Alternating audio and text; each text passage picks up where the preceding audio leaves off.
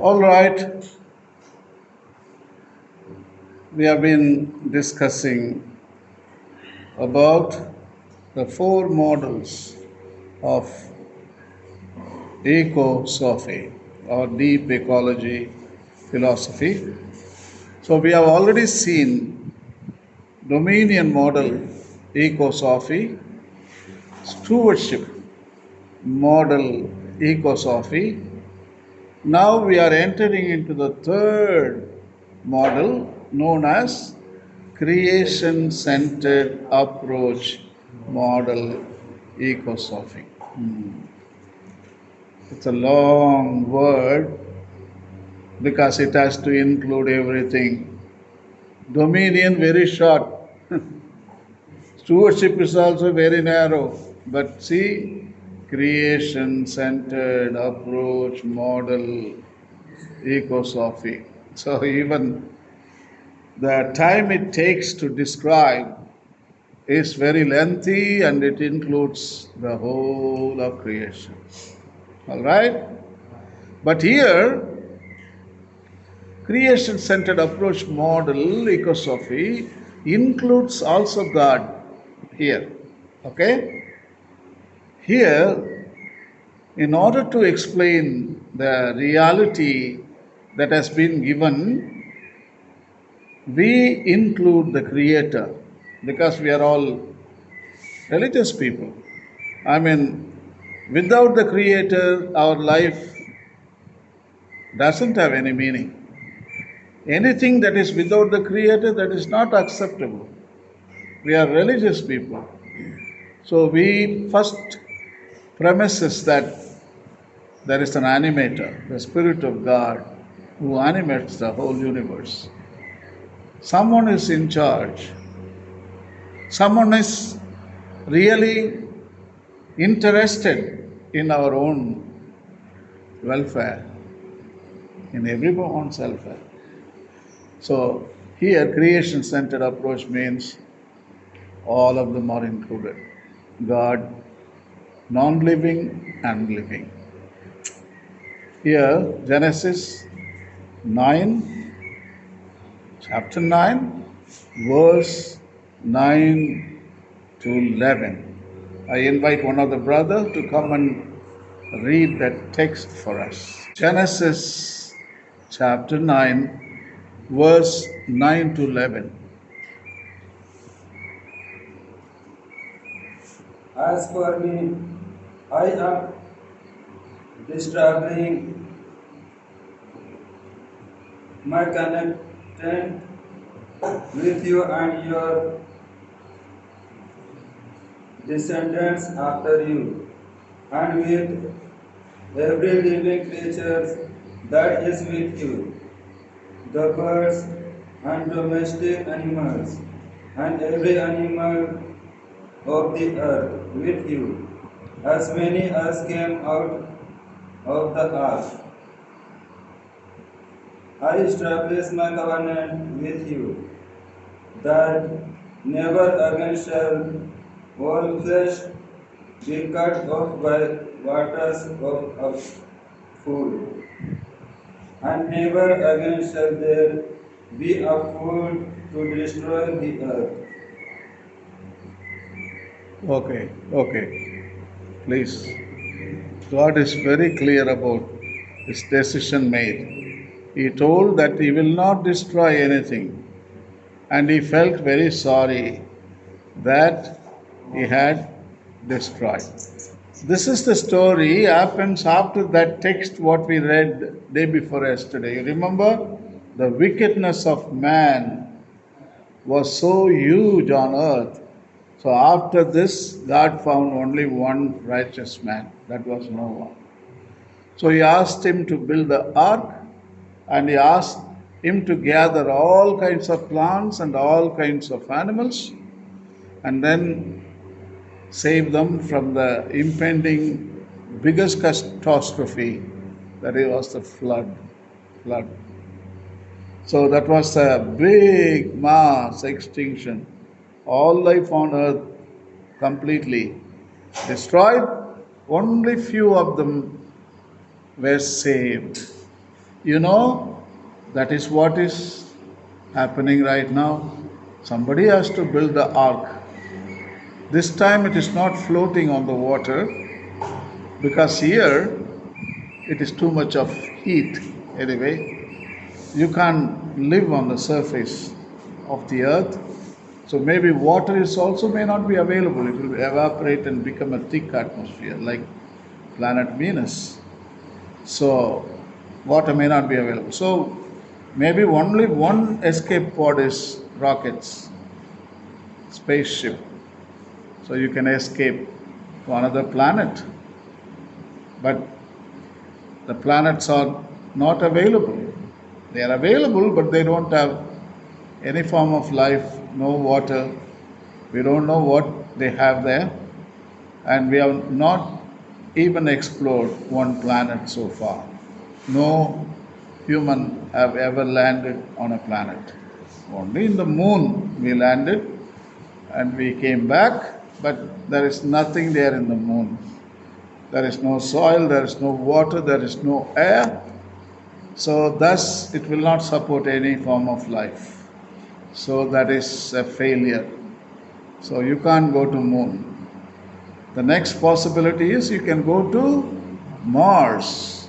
That is what they are talking. It will take 6 months uh, with the technology that we have today to reach to the red planet.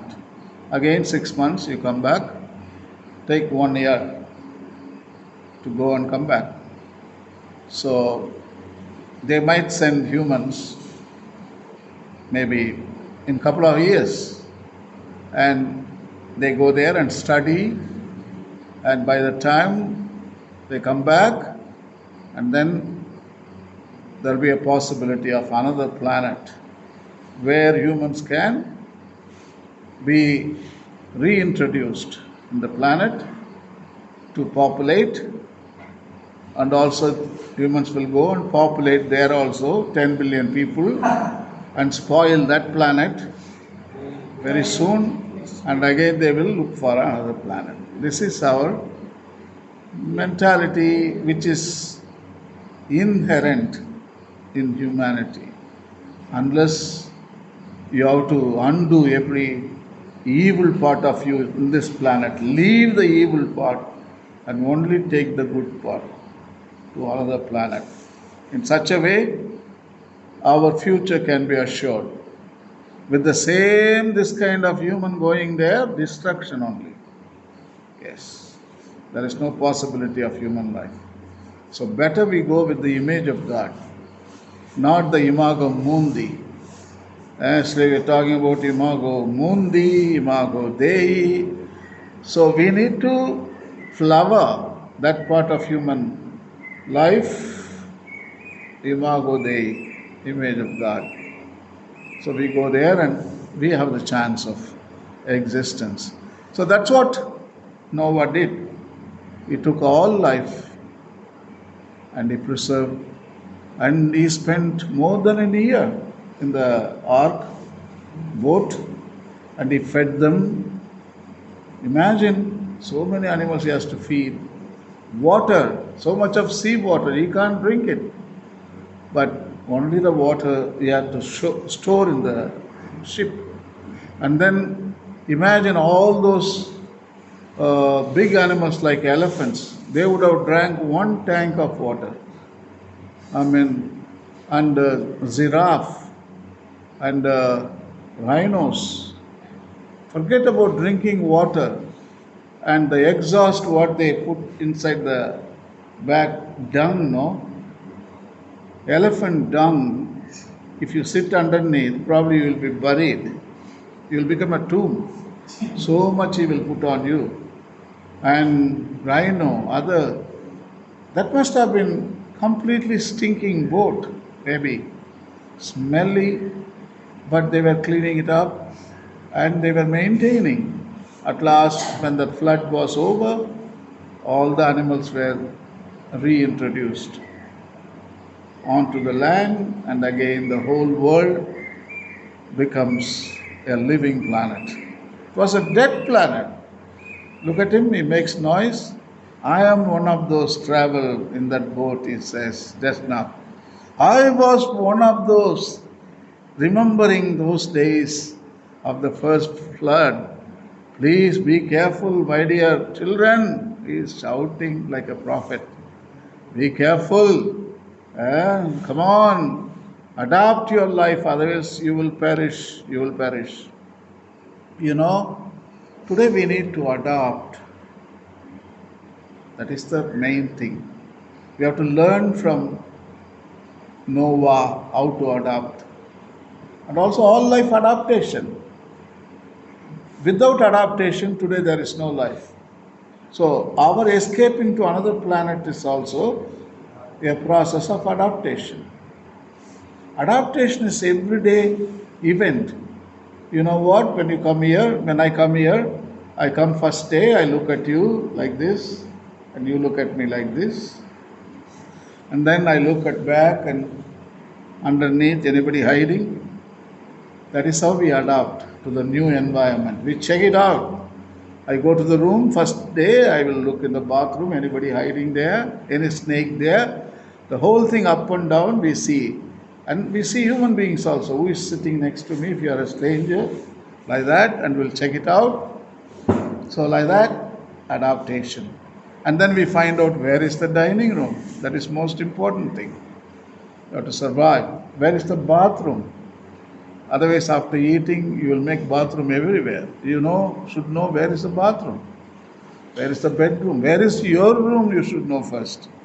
Uh, so, and also if you go outside, you should know the way to find your way back to the house. So that is adaptation. Birds, animals, all they adapt easily. That is the definition of life. Life is defined by consumption, reproduction, adaptation. That's it. All life consumes, all life reproduces, all life adapts. But only one species doesn't know what adaptation is. Consumption, they know very well. Reproduction, they know very, very well. Adaptation, zero. Only zero. Complete zero. While all other life, that is the first one. They define life. Life is defined by adaptation, then only consumption, then only reproduction. Here, first reproduction, and then comes consumption, then comes last adaptation. Today, if you don't teach that, our children will disappear. As Darwin put it so beautifully, it is not the most intelligent that survives, it is not the most strongest that survives, it is most adaptable to the changes that survives. You understand that? Otherwise, there are only two options. One is adapt or perish. There is no other option. In Tamil, செத்து தொலைங்க இல்லைன்னா adapt பண்ணுங்க. Yeah. There is no other middle position, nothing. You either disappear or adapt. No living here. Adapt. Adapt means you choose life. So that's a process to enable life. Adapt. So that's why Darwin gives you the best word. So today we are in that condition. That's what I am telling you. There are only two options now for you. We have been discussing about future generations just now. Some half an hour ago, you have been reading about the future generations. Pope is all disturbed by the conditions of today that we destroyed the whole resource base on the planet. Thus, future generations can't live. So the future generations' life at stake, at stake. So that is what I am afraid. This is your future. Your future is hanging in the balance.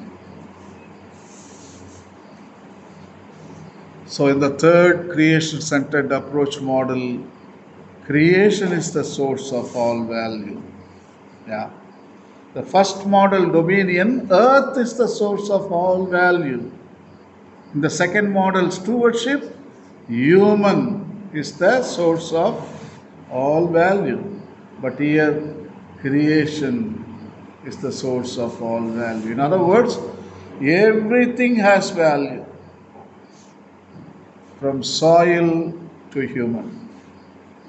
Everything, when you talk about value, intrinsic value, I am talking about, not the instrumental value. What is useful to human that we tend to protect, but here intrinsic value, what it is not useful to human also needs protection. That is the creation centered approach model, ecological philosophy. Here, the emphasis is on the intrinsic value of nature. See there. You know, even the parable of the wheat and the weeds, yesterday I told you, know, that example also can be applied here as an example that all of them have the right to exist, flourish, and to fulfill. And it also recognizes the interdependence within the web of life. You know, the web of life, everything is connected like a chain, like this links. And if you sever one link, the whole chain will suffer. Whole chain. That is what I'm afraid we are experiencing right now. So the interdependence is very important to understand. Pope is writing on every page of Laudato Si. He states that we are connected, we are connected, we are connected, we are not disconnected. See how many times he is writing, we are connected, everything is connected. That is the word he uses. Everything is connected. From non living to living, connections, connections. Those are the relationships. Four, I already explained to you.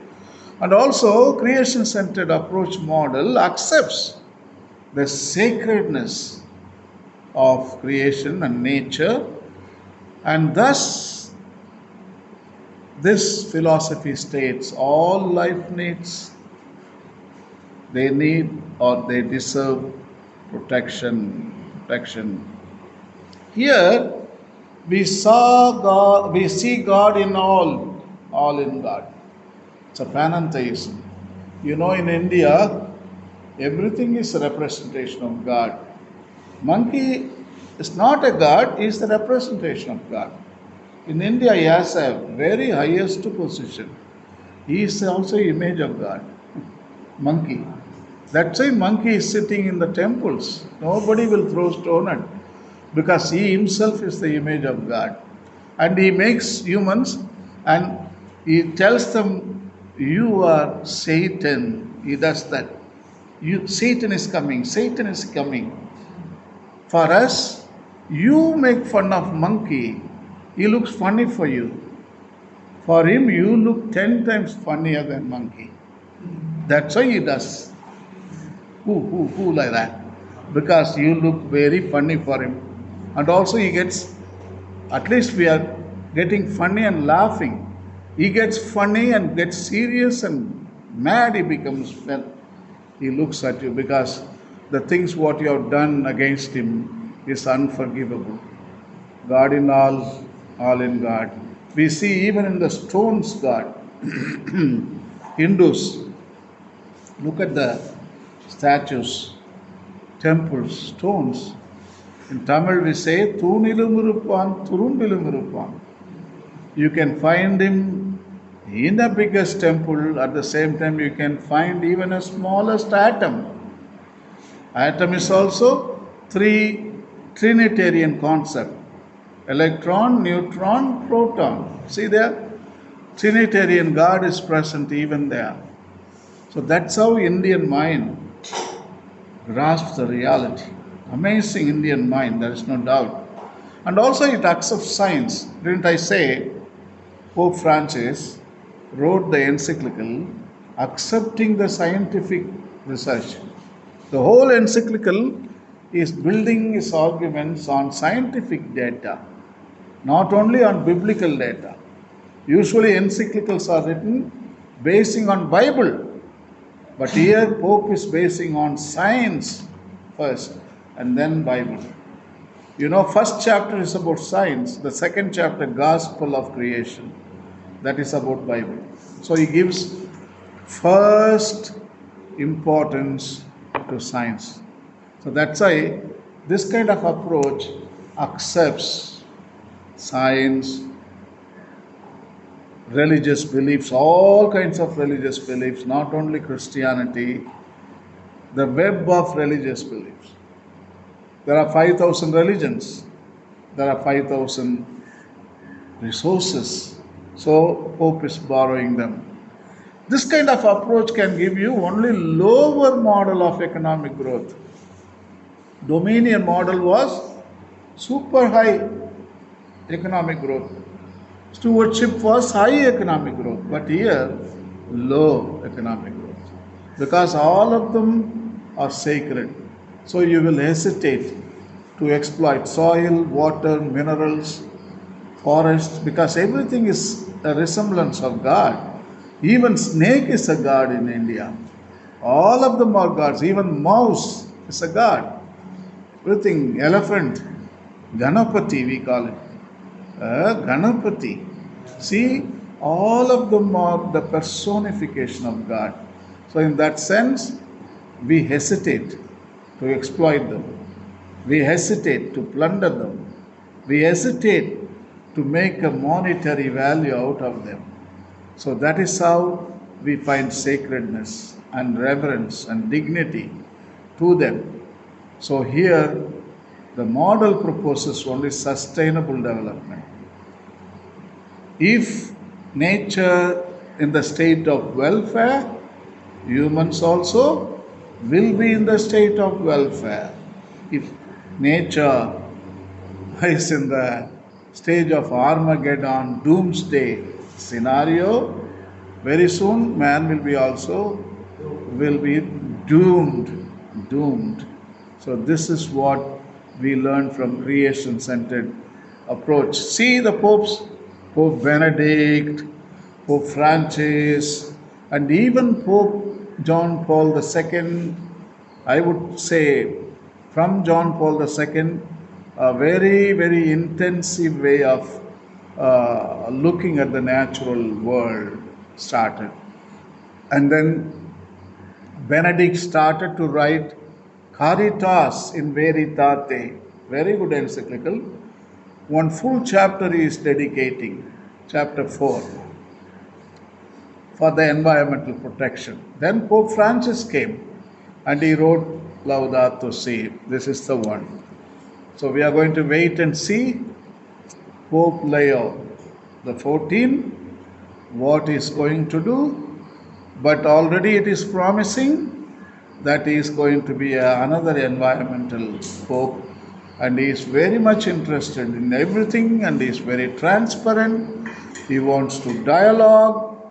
He is the highest practitioner of Laudato Si. There is no doubt.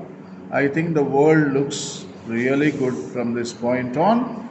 We are looking for the best future in the world. Pope Benedict wrote one of the beautiful article on planet Earth. Earth speaks to us. We need to listen if we want to continue our existence on planet Earth. Such a beautiful Earth is speaking to us. We need to listen carefully if we want to survive into the future. Just now that bird was screaming loud. It's not screaming, it's speaking to us. He has a message. We need to find out what that bird is telling us. You know, in Ujjain, in those days, King Vikramaditya and that ghost stories. He had the ability to talk to the ghosts. All the birds also he was talking. So in the same way, Pope Benedict is like a Vikramaditya. I think Earth is speaking to us, and we need to listen if we want to survive. Otherwise, we will disappear. So everything speaks. Like 104 Psalm, if you read, the first wind comes and carries the messages. It comes to your ear and telling something. I am becoming poisonous. The wind is telling it. I am becoming poisonous. Water is telling, I am infected.